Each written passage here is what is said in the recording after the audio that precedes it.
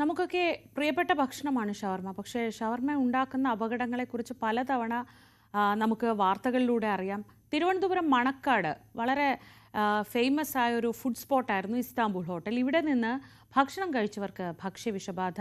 ഷവർമ കഴിച്ച് ഏതാണ്ട് 50ഓളം പേർ ആശുപത്രിയിലായി എന്നാണ് വിവരങ്ങൾ. ഭക്ഷ്യസുരക്ഷാ വകുപ്പ് ഹോട്ടൽ അടച്ചുപൂട്ടി.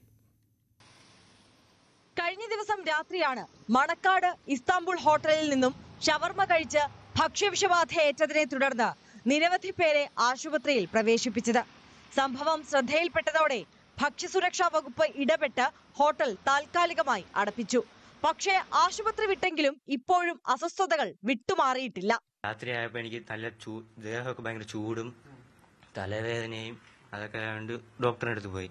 അപ്പോഴാണ് അവരെ ചോദിച്ചു ഒരു പ്രാവശ്യം മറ്റേ ഫുഡ് പോയിസൺ ആണെന്ന് ചോദിച്ചു. അപ്പൊ അവര് തന്നെ ഇങ്ങോട്ട് പറഞ്ഞ് ഇസ്താംബുളിലാണ് കഴിച്ചത്, അതേപോലെ 10 പേരൊക്കെ അങ്ങനെ ഉണ്ടായിരുന്നെന്നൊക്കെ പറഞ്ഞ്.